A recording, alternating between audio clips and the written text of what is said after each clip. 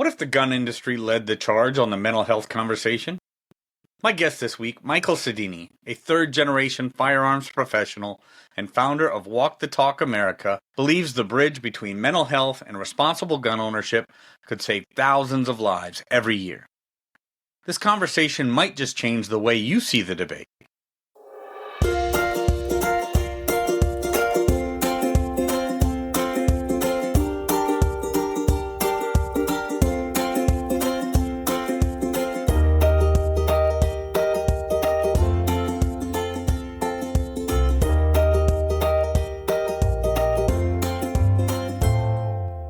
Welcome back, my friends, to the D-Rate the Hate podcast.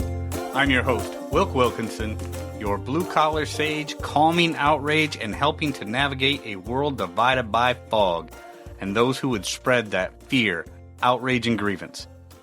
The D-Rate the Hate podcast is proudly produced in collaboration with Braver Angels, America's largest grassroots, cross-partisan organization working towards civic renewal. This podcast amplifies the mission that we share to foster a more respectful and united America where civic friendship thrives even when we disagree. Each week, through the power of story, conversation, and connection with incredible guests, we work to build bridges instead of barriers. Not to change minds on the issues, but to change how we see one another when we differ. Because, friends, it really is about bettering the world one attitude at a time. We did not create the hate, but together we can derate the hate. So be sure to subscribe wherever you get your podcasts, share it with a friend, and visit braverangels.org to learn how you can get involved in the movement to bridge the partisan divide. Friends, I am so incredibly grateful that you have joined me for another powerful D-Rate the Hate episode. So let's get to it.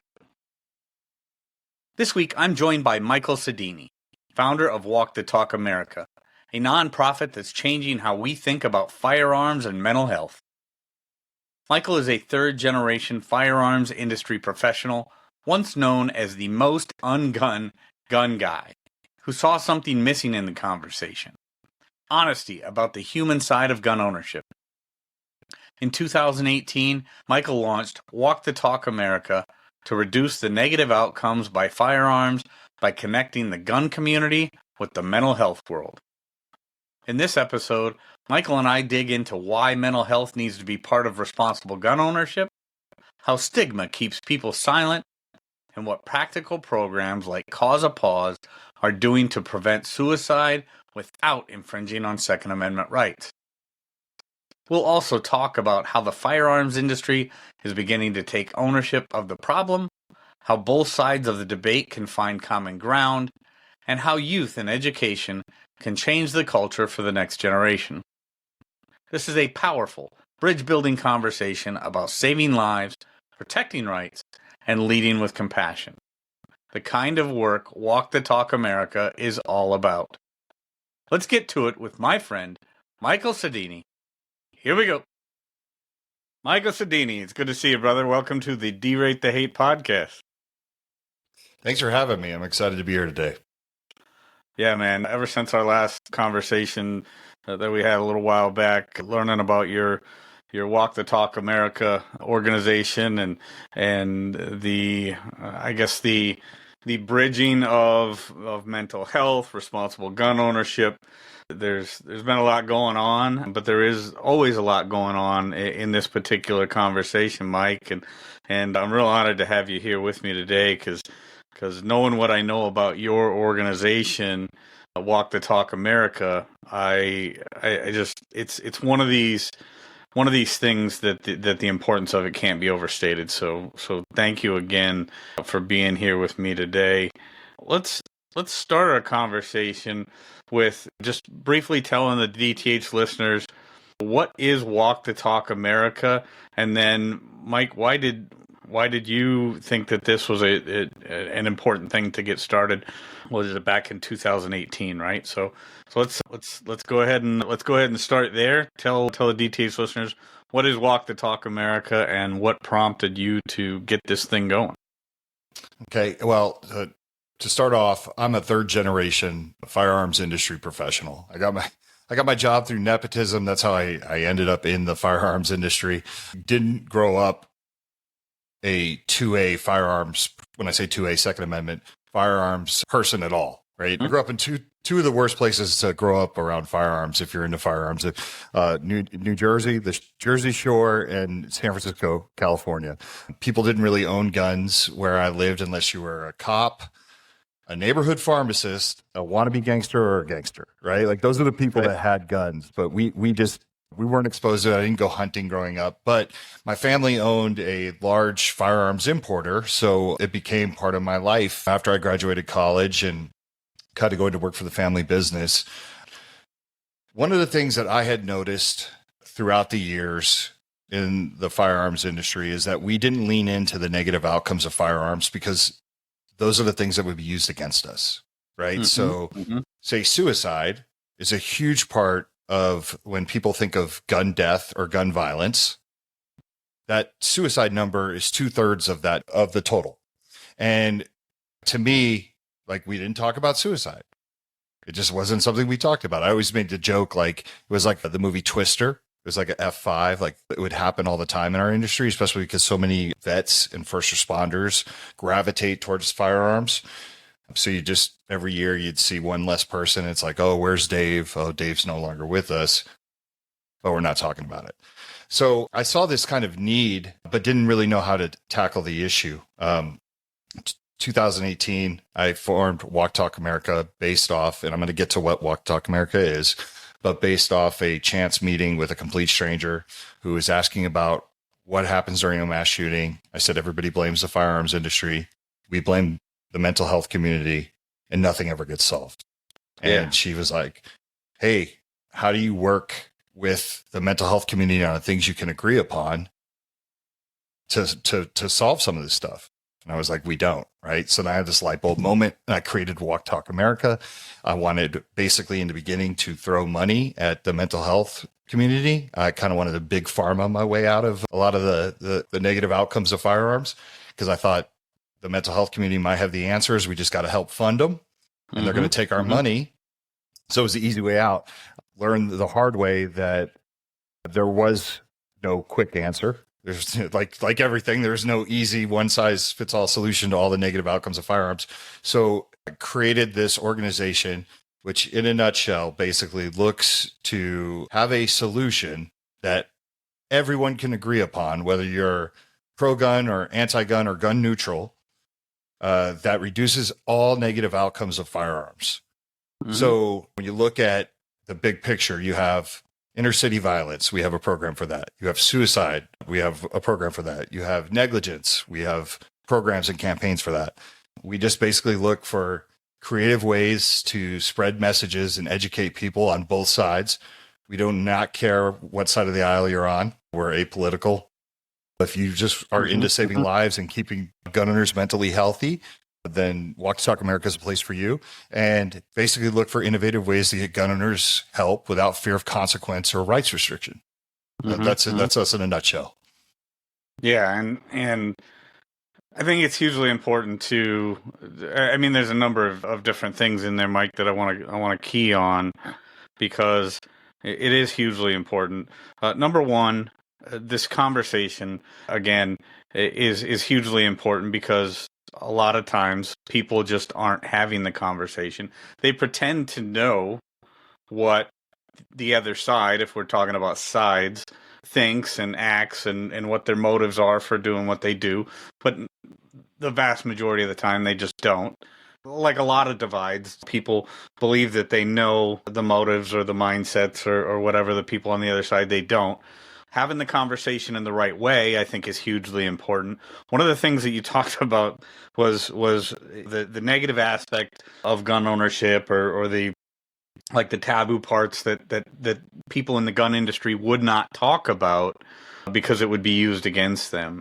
Dive a little bit more into that for me, Mike, because I think when we start thinking about conversations and actually getting the conversations to happen, that's an important aspect of this. Because if people are afraid to talk, and then I want to kind of transition that into another part where people when we start talking about the mental health aspects of it and the mental health things when it comes to gun ownership. And I know this is something that you guys work on at Walk the Talk America. When people are too afraid to come forward and either say what they believe or confront the demons that they have, it's a problem all the way around. So kind of take that and go with it a little bit, because I think the thing from the gun ownership or the gun industry part is a problem, and then the mental health aspect and people being unwilling to confront their own demons is a huge problem. So let's go there with the next part of this. Sure. So when I look at like the firearms industry and saying we wouldn't want to confront these things, because I felt there was an element of, if we acknowledge the problem, then we're also acknowledging we're at fault. Whether that's true or not, right? I feel like subconsciously we did that as an industry. But I think that stemmed from not having any solutions from our side. Does that make sense? It does make sense. Yeah. So it's like, if we're going to say, oh, it's a mental health thing, it's not our problem, right? That's not an answer that's really good enough for a lot of people that are, say, anti-gun or gun neutral or gun ignorant, right? Sure. But I think you're seeing a cultural shift within the industry now, where people are more confident to engage in these conversations, because they can say, well, look, I'm Ruger, and look, as Ruger, as a gun manufacturer, this is what we're doing to combat suicide, to help inner city youth. Now it's a game. Now it's a game changer, because now you're not just pointing out problems as a society. I mean, when I ran my own business for years, with a family business, I didn't want employees to come with me with just a problem. I needed them to come with a solution too. I didn't care if it was a silly solution. That's one way you could drive me crazy, is to point out a problem. I have eyes and I can read, so I know there are problems, but come with me with, hey, I think this is what we should do. And I feel like that's kind of now where we've kind of shifted. And I'm really proud of the firearms industry for how far they've come. We have a long way to go. The work's never going to stop. But on that level, I think that's why you saw what we saw for many years from the firearms industry. And it almost kind of made us look sort of like a villain, and we didn't care. It's not that we didn't care. We just got so caught up in the fight, I think, and both sides are guilty of this, that you start being problem stuck instead of solution based. Problem stuck instead of solution based. No, that's absolutely, that's an incredible way to put it. And as somebody that's come from the business world myself, I can totally relate to the whole, don't come to me with just pointing out problems all the time. Come to me with solutions. So the fact that you did start coming to the table with solutions, as opposed to just hands up, I'm staying away from this. It's not my problem. I'm not going to deal with it, is hugely important. So then let's transition that along that same way of thinking. There's a part, so that's the gun industry portion of it. But now the individual gun owner who has problems of their own, demons of their own, that they are fighting. Like you said in the first part of this conversation, and it's something that is not talked about enough, is the vast majority of gun deaths that happen in this country have to do with suicide. And when we start talking about the mental health aspects of it, and people who live with mental health issues, they're battling mental health problems of some kind or another, but they still want to own their guns. They still want to be part of that freedom. They still want to hunt. They still want to sport shoot. They still want to do these things. But now they are faced with the chance that if I confront my mental health issues, my problem, my demons, somebody's going to take my guns away. So they just keep that bottled in. Kind of like the gun owners industry was saying, no, we're not going to talk about this. Now the people with the mental illness that want to have their guns are saying, no, I'm not going to talk about this. It's something that's just not going to happen. Talk about the detriments that come along with that way of thinking, Michael. Well, yeah. So we're in September. It's Suicide Prevention Month, right? But I always tell people every day is Suicide Prevention Day for me at Walk the Talk America, right? Because I think what people don't realize is that gun violence is lumped in under one big number, Obviously, I said earlier 2/3, but you think about Mandalay Bay, which is right down the street from where I'm coming from. I'm in Vegas. We lost 59 people the night of October 1 shooting. We lose 74 to 76 people a day to suicide by firearm. So it's a huge number. That's a day. So we have a Mandalay Bay, more than a Mandalay Bay shooting every day if you take everybody that takes their life with a firearm and combine them. A couple things happened culturally for the Second Amendment community. One is there was a lot of rhetoric, and I'm not here to say it wasn't correct or it was incorrect. There's nuance there, but there was this whole mental health, behavioral health. They're all gun grabbers. They all want to grab your guns. We're the only ones who love you. Everybody else is trying to take your guns, right? And there's some organizations that played heavy into that belief system.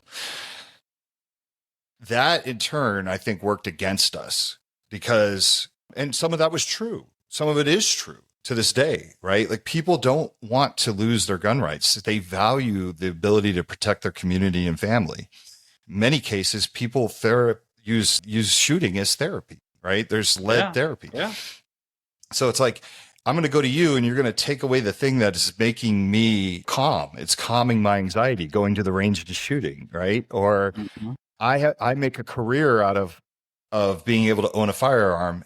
If I show any signs of weakness, that career could be gone, right? Whether you're a first responder, active duty military, a vet, right? Like somebody that came up having their firearm is almost like your arm, an extension of your body, right? Sure. So I think it's a huge problem. And it's kind of a segue into like laws against firearms ownership that are restrictive. Sometimes these laws become barriers to entry for people to get help. So if I'm at like stage 1 or stage 2 of my mental health crisis, and I'm afraid to go talk to somebody because there might be a red flag law or an ERPO in my state that I'm really not familiar with how it works and who can flag me, maybe I say, I'm not talking to anybody about this. I'm going to white knuckle it and bottle up. What happens when you do that? You go stage 3, then you go stage 4. And then something horrific happens, something tragic happens, or you end up in divorce, like your life just spirals. So I think it's just something that needs to be recognized, that people think, okay, like we make gun legislation more prevalent, could also work against a person who says like, I'm not going to go get help then. I'm not going to share my feelings with somebody. I'm not going to tell someone I have these thoughts. I'm not going to seek treatment. I'm not going to take medication. Because if I'm on medication, then they can take my guns. And whether or not it's true, the perception is the reality, right? So we got to battle against misinformation. We have people that contact Walk Talk America all the time, and they say, I'm in this state. There's a red flag law. There's this. And I love that people feel comfortable contacting us to find that information out. But how many people don't contact us? Probably a lot. Right. That worries me more than anything. Yeah, right. I mean, it's thank God for those that do reach out, and it's the same thing with people who have the courage to reach out to the suicide hotlines and whatever instead of actually taking that final step. Thank God for those that do call in, but like you said, upwards of 74 people per day don't pick up that phone, don't make that phone call. They don't take that step to say, look, I've got a problem, I'm suicidal, and they just actually go through with it. And I've shared a little bit about my past with you, and knowing, having had a few very close friends of mine commit suicide. It's just a horrific thing to go through for people. And I would say that everybody who seriously thinks about, if they're seriously thinking about this gun violence situation, they also have to start thinking a little bit clearer on the mental health aspect of this and how we can work through this thing. Talk to me a little bit, Michael, about the cause a pause thing that Walk the Talk America promotes, because it's great if people make that phone call the 988 suicide hotline, things like that. Not everybody does, unfortunately, but you guys have come up with something that I think is incredible. Until I found out about your organization, didn't know what cause a pause was. But it's something it's unique, and it seems like it'd be very effective. Yeah, no, and I appreciate that. So one of the biggest issues I think the gun community has always had is the feeling of people talking to them with that finger wagging, right? Like even historically, if you backed any kind of mental health organization or suicide prevention organization that was doing great things, a lot of them tend to have sort of anti-gun beliefs that go against the philosophy of like the Second Amendment, that back red flag laws or anything like that. So what we love to do at Walk Talk America is create campaigns and things that make gun owners, because we have the trust of the gun community. You know, obviously I've armed hundreds of thousands of Americans over the years, right? And if you look at my board of directors, everybody on there is a who's who in the gun industry. So most gun people can look at that and say, okay, people like Colleen Noir or Mike Sodini are not going to do anything to jeopardize my gun rights, because all it takes is one bad story and it's a wrap. But we love to put forward these campaigns that get gun owners to think about things. So Cause a Pause is something that we came up with because we believe in time and space during a crisis is essential. We don't like mandating things. We don't like forcing people to remove their firearms. We want to make those things all optional and available at your local gun shops and things like that. Safe storage where you can go put your firearms in a place and know that they're going to be looked after, and you could go get them back as soon as your crisis is over. All crisis is temporary. It could take out hours, days, months, right? I mean, absolutely. Yeah. So let's say you're not feeling well. And if you look at my safe, my gun safe, I put pictures of my daughters on the safe. I'm not in crisis, but let's say if I ever go there and I go to that safe, I think about the only two faces on the planet that could stop me if I was in that type of crisis. Their pictures are there. Yeah. And it's just little things like that. And that's like Cause a Pause is something that if you put a picture of someone or something that means something to you, it might give you that pause in that moment of crisis to say, wait a second, there's something worth staying around for. Like I can't, right? So that's the concept of Cause a Pause. But what I love about that is it doesn't matter who I say that to. If I say that, because I do a lot of speaking events, right? If I'm in a crowd that's mostly anti-gun or gun neutral, they love it, right? We get a lot of mental health clinicians, behavioralists. Oh, I can recommend that to my clients who own guns, or my patients, right? Like who own guns. And then when I'm in the gun side of things, like when I'm talking to a super pro 2A, like they're like, oh, that's pretty cool. I never even thought to do something like that, right? But it's just one of those things where you just throw out an idea and it doesn't matter who you are, you can get behind it. And we like to say like, hey, if it's not a person, maybe it's a thing. Maybe it's a memory. Maybe it's that medal you won. Something like that. It's your badge, something. Just something that will create that time and space. Yeah, time and space. I like that a lot, because, and just the phrasing of it, Cause a Pause. What can we do to just stop the momentum of that crisis situation that a person's in long enough to just keep them from taking that next step? And I think that's awesome, Mike. So let's then talk a little bit about. You've talked about gun neutral and anti-gun, and then the pro 2A community, of which I'm a big part, and one of the things that I continuously see, and anybody who's ever paid any attention to, whether it be Second Amendment gun culture, the NRA, the politicians on either side of the aisle that just seem to exacerbate issues more than they actually provide solutions. Going back to the solutions thing you and I were talking about earlier, we see every time there is an ugly situation. Every time, okay, so let's say it's a mass shooting, like happened in Minnesota recently. There's been several in recent history. It's one of the ugliest things that we as a society have to deal with. But what happens every time it happens is everybody goes to their corner, starts screaming at the people in the other corner, and nothing ends up getting done. Right? Some colleagues of mine at Braver Angels in recent weeks wrote an op-ed that came out in the Twin Cities Pioneer Press, and they made some good points about the ideas that never the solutions that are never come to, right? The points of common agreement that we should as a society be able to come to, people who the phraseology is where I think we get hung up on things a lot, Mike. And people talk about, well, common sense gun laws or things like that. And the reality is what seems common sense to you and I is not going to seem like common sense to somebody in the anti-gun, the anti-NRA, the anti-Second Amendment,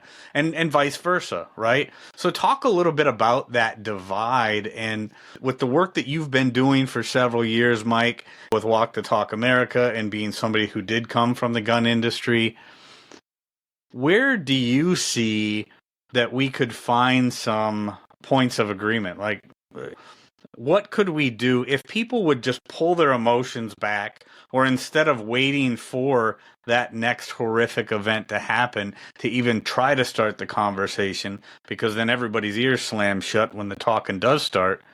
What are some points of agreement we could have? When's the right time to have that conversation? What are things that you're seeing from you and your colleagues in not only the gun industry, but the mental health industry? How do we actually move the needle in this conversation, Mike? Well, I think first you got to validate everybody's feelings, right? I always say, like, before I speak to a crowd, it doesn't matter who it is.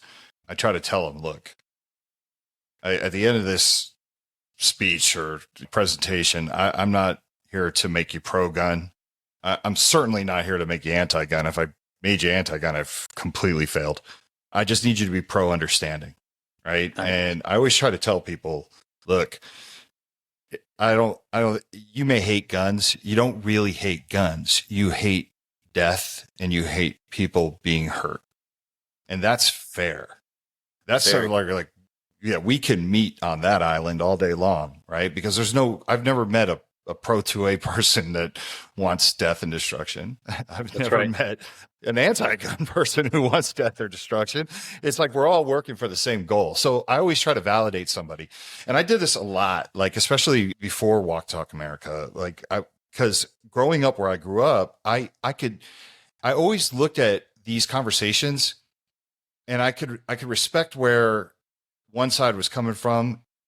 And then I would look at like the pro 2A side, right? And I would go like, damn, it's kind of weird that person said it like that, right? It wasn't very like opening and welcoming. And then I looked at the other side and I'm like, oh, they're just a little ignorant about this situation, right? Like they need to be corrected, but you also don't want to put them on defense. So you want to give people an easy out. So when I would be at a bar or something, and it would always happen, right? Someone would go, oh, you work in the firearms industry? And it was like, okay, now I have a chance to like pick someone's brain, right? Like, yep. And I would always tell them, listen, we can talk about any of this stuff. It's going to go one or two ways. I said, at the end of this conversation, you're either going to say to me, I need to rethink the way I feel about firearms with the information you've just given me. Or you're going to say to me, I just hate guns and I don't want to see anybody die. And I'm going to give you a hug and buy you a beer.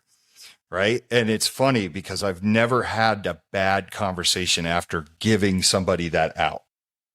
Making it okay for them to say, I just hate guns. I wish they'd all go away with my magic wand. It's a cartoon world that they live in, but I understand why they want that world. Because what they're saying to me is, I don't want to see people hurt. So that's the starter. Right. But I also believe that the solutions you put forward have to make sense. So like one example that I can give for your listeners, and we started off putting free and anonymous mental health screenings in the boxes of all the guns that I represented. To me, it just made sense. The free and anonymous mental health screenings are powered by Mental Health America, who was a partner at the time of Walk Talk America. We still have a great relationship. But to me, I was like, look, let's get gun owners to see the gun company as a place where they can actually check on their mental health without going and talking to a doctor. All these screenings, there's like 13 of them on there, everything from anxiety to depression to substance abuse. When we first came up with that idea, no one was doing it.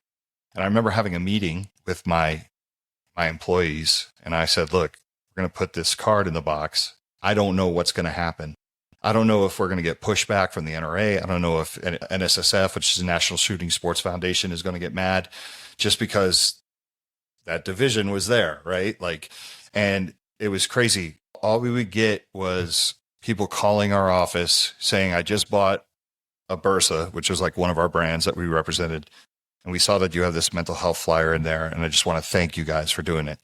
So like at that time, I was like, time has passed. I haven't gotten in trouble. Maybe I'll ask some other gun companies to do it. I remember walking up to a couple different gun companies that I had relationships with over the years and bringing it to the president. They're saying, hey, I need you to put this card in the box. And they're like, what is it? I'm like, free and anonymous mental health screenings for our customers, because we need all gunners to be mentally healthy. And both of these people, one is Martin Tuason from Arms Corps, and then Charlie Brown from High Point and his daughter, Kara, they were like, that's an awesome idea. We'll totally do it. Nice. And I remember thinking in my head, wow, it was that easy. All I had to do is ask.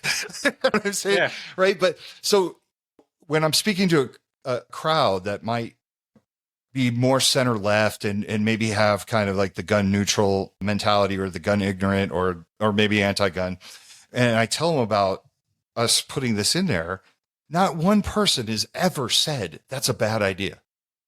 So see, like, there's a solution to point of agreement. Yeah, I mean, these types of things, Mike, are so monumentally important because, again, and to back to a point that you made a few minutes ago, and I want to highlight it because I think it's a hugely important point to go along with that, is the fact that you said, I've never met somebody, a pro-Second Amendment person, who's just all about death and destruction, right? But when the conversation starts, and people have heard me say it plenty of times, those who represent us are far too often not the best of us.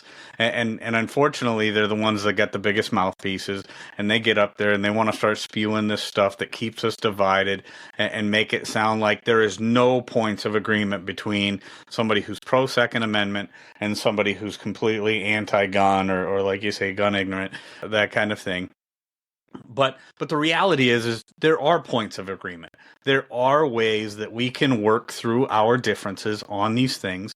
Nobody on one side and nobody on the other side is we're not out for death and destruction. I've been a member of the NRA for as long as I can remember. I'm somebody who loves guns for hunting, sport shooting, whatever. And I've interacted with those people in that space for a very long time. I don't pretend to believe and that any one of those people is those out there that are trying to like instigate that division. There are plenty of points of agreement. Going back to the article that my colleagues from Braver Angels wrote for the Twin Cities Pioneer Press, they talk in there about all these different points of agreement that they were able to come to voluntarily between these organizations who or groups that never thought that they could actually find points of agreement. You and I, Mike, we both know that there's a lot more that we agree on in these situations than what separates us.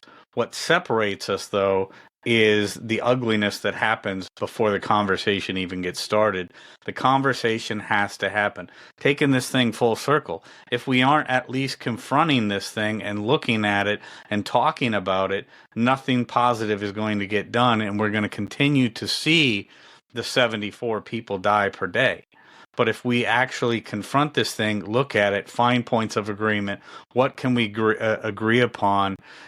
We could go and do a whole nother show on red flag laws and the absurdity of trying to get rid of all guns and things like that, and these different talking points that are used to maybe try to make a splash in the media, but they aren't going to provide real solutions.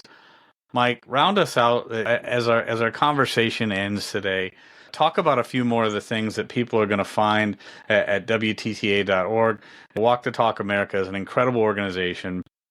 If people want to have this conversation, and they should be having this conversation, talk about some more of the things that they can find there, whether it be resources for gun owners, resources for those who don't own guns but want to know more about gun owners, how we can bridge that gap between mental health and responsible gun ownership.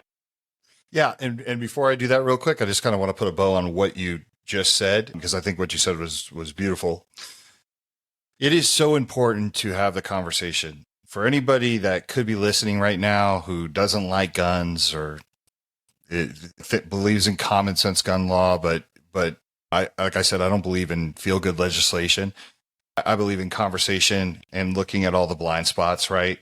I encourage you to always reach out. One of the things that I'm very proud of is my relationship with behavioral health, because a lot of times suicide prevention organizations or mental health organizations will reach out to Walk Talk America to say, I've been asked to back this bill, right? This gun legislation. Where are the pitfalls? Like why shouldn't I? Right. And then I'll play with the idea gracefully. You don't have to destroy things or say like, oh, those people are just trying to do this. You say, this is where it becomes problematic. And many times people say, I never even thought about that. You're right.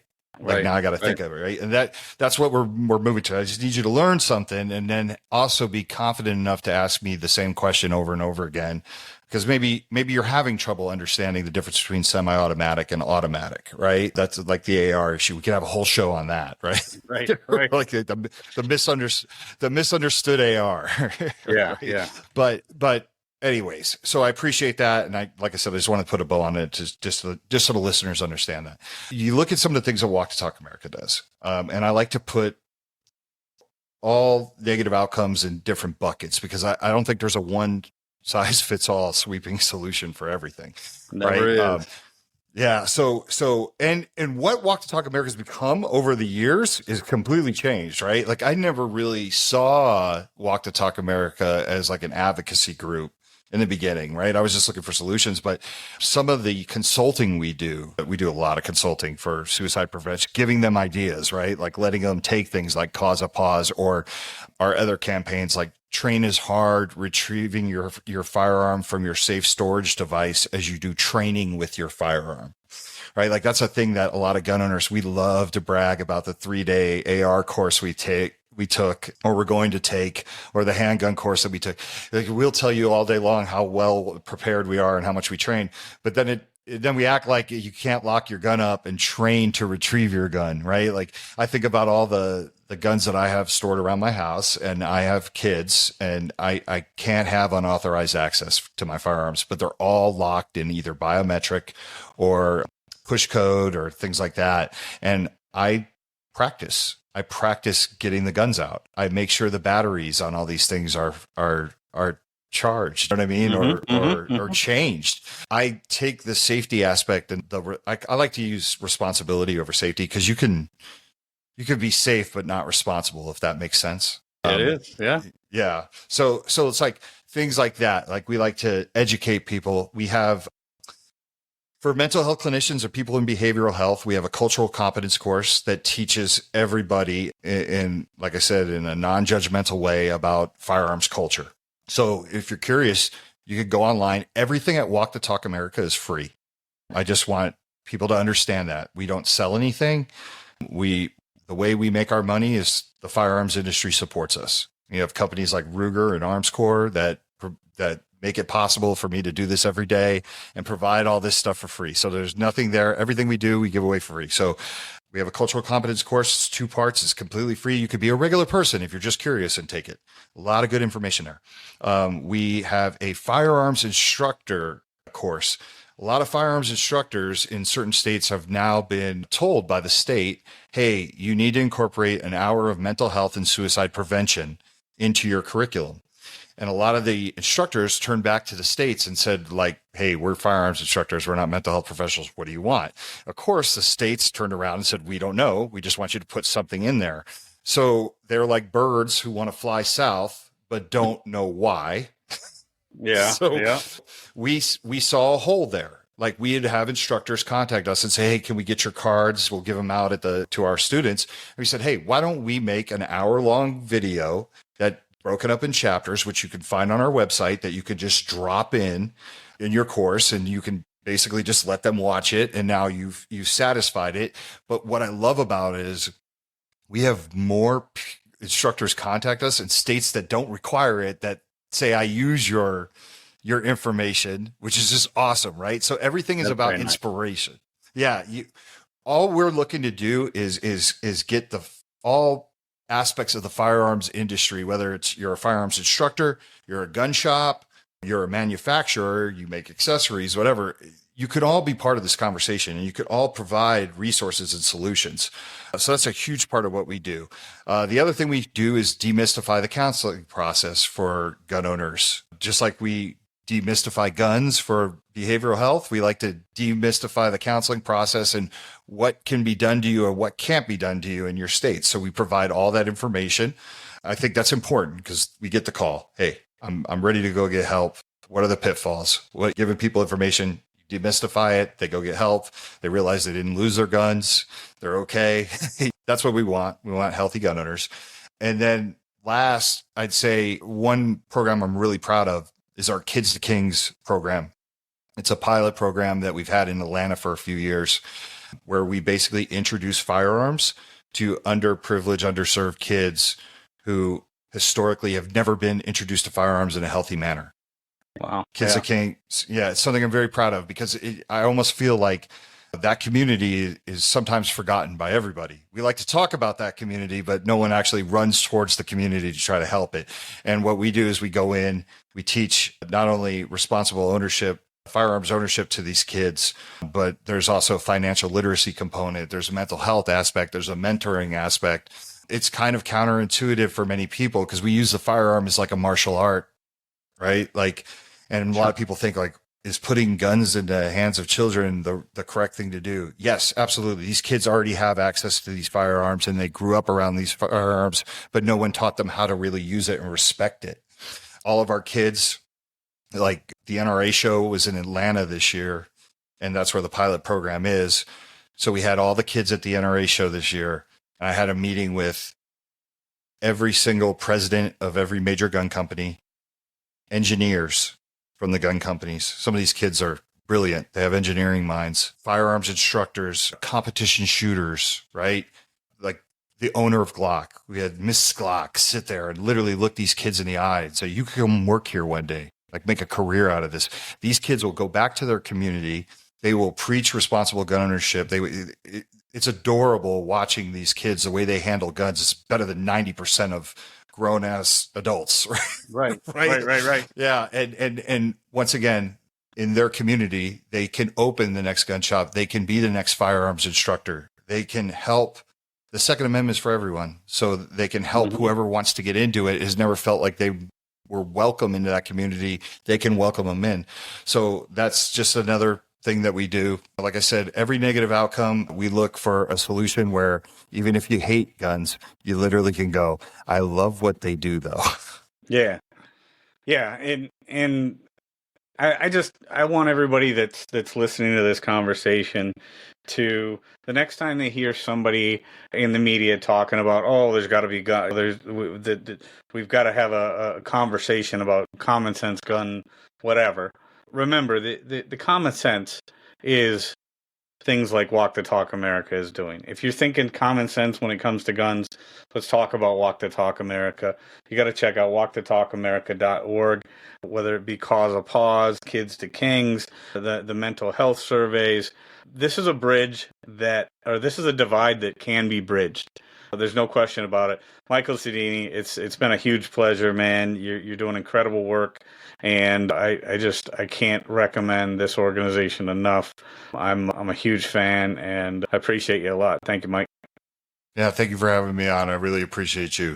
Friends, I want to thank you so much for tuning in.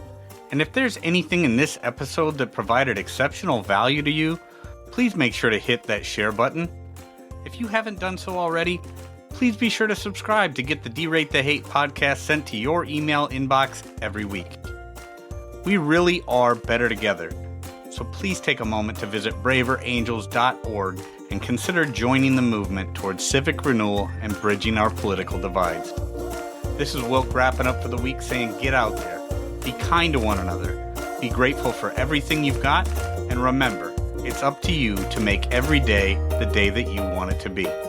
With that, my friends, I'm going to back on out of here, and we will catch you next week. Take care.